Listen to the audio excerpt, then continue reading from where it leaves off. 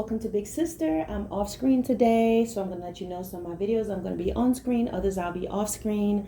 But I want to talk to the young men today about preserving and safeguarding your loins, okay?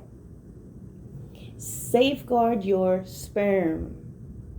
I know this may seem very, I don't know, maybe taboo to talk about, but I want to let you know, you have to understand, men, that you carry the children before the women actually, before the child actually develops in the woman's stomach, okay? And there's a lot behind that. I will talk about that in another video. But men, you're carrying the children.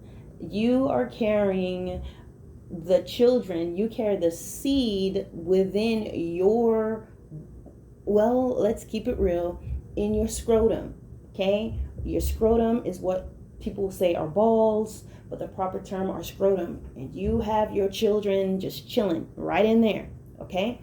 And so when you have intercourse, there's about 1 million of them that's going to go on this race.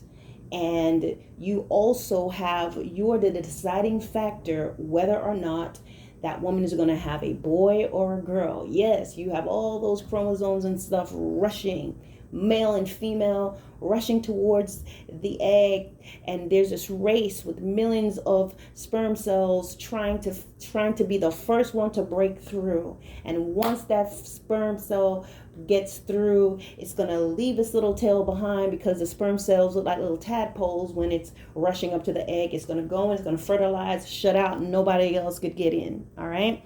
And whether it's a male or a female, all that will be is decided right then, depending on which one of those sperm cells get in first.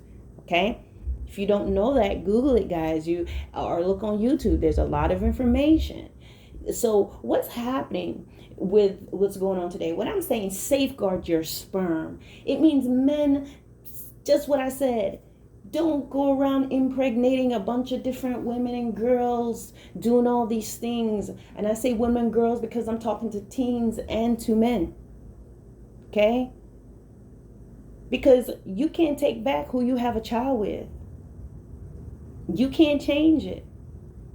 And you have to be able to look beyond, like what the song used to say, don't trust a big butt and a smile. That girl is poison. Yeah. Because there's some women, some young girls out there, they have things going on in their lives. Sometimes all they have is that big butt and that smile. Sometimes they have a lot of things going on in their mind and in their heart, rejection, abandonment issues, all types of stuff. Some of them, they don't have any rejection or abandonment issues. They just love sex and they love to sleep with people. And now you get her pregnant, but she has no character. You get her pregnant and she's just wild. She's just out there. She's vindictive. She's cruel. And there's a proverb that talks about that. It talks about warning men about this behavior of just getting with somebody. And now what happens? You end up having to pour out your finances in the homes of strangers. It says letting your streams run in the streets. And I can take that to mean so many things. Not only your finances going outside of your home, but also, just having a bunch of kids. And it talks about giving your money to the cruel, because sometimes this woman and this young girl can get very bitter and very cruel. They can play nice till they get pregnant. And when they get pregnant, now you see something else comes out. And sometimes, there's so many things that's going on. She's unhappy, she's scared, whatever. But then there are just some women out there that's just vindictive. And now they begin to play games with your child. Now, guys, I want to say, I'm not talking about a woman that's taking safeguards and doing that what she needs to do, because you're not being responsible. You're not doing the right thing. But there are women out there where men are doing the best that they can. They may not have the best jobs, but they're trying to be good fathers, good dads. But this woman will play games with him because either she has feelings for him, and the encounter with her may have not been under the right circumstances. B, she's just wicked and evil like that. And now she wants to get as much money out of you as possible. She may also have family members, if she is, it's a teen pregnancy, that they are trying to do all they can to destroy you and make you seem like you held down their daughter when it was consensual. But I'm telling you to safeguard your sperm. You need to be able to realize that the seed in your loins are precious. You want to be in a situation where you, number one, can care for a child. You want to give yourself the opportunity to grow up, to enjoy your life, to go to school, to do the things that you need to do. I'm talking to my young people now, my teens, my young adults. You want to be able to enjoy your life. You don't want to be a dad early on. So enjoy your life. Do those things, because once you become a father, you're going to have to alter some things. You can't think that you're still going to be able to just be the free spirit that you've always been. And what happens a lot is that the women get angry and bitter because, well, they don't have a choice. They have the baby came from them, and they end up having to raise a child. And then you have some mothers that's like, I don't want this child, and they'll give it to your mom. Give the baby, not it, give the child to your mom or to you and say, you take care of this baby. And then we know there are other things that can happen, other alternatives that take place. But all in all, you can avoid all those things by safeguarding your sperm. You need to be choosy. And you need to see yourself as you carry life within you. Within your loins, you carry somebody. Somebody carried the great people that we read about. Someone carried that child, carried this adult, this inventor, Elon Musk. Someone carried Elon Musk in their loins before. Those people who invented things, built the skyscrapers and all these things, the Chrysler buildings and all that's going on. Somebody created I forgot his name, the creator of Apple. Someone carried him in their loins. The astronauts were in someone's loins before they were brought into this world. So what I'm telling you, you can very well be carrying greatness within yourself. So why waste it? Why waste it? Why waste and have a child who has great potential and an impregnated person who's going to be cruel to the child, cruel to you, vindictive, create a toxic environment, be a nightmare for the rest of your life? And I'm not talking down these women in a bad way, but this is reality. There are women who they are just not completely developed in the mind. And they just do things. And they're young girls that grow up in certain environments and they use their bodies to get what they want. And you need to safeguard your seed. Just look at it like you're safeguarding your children.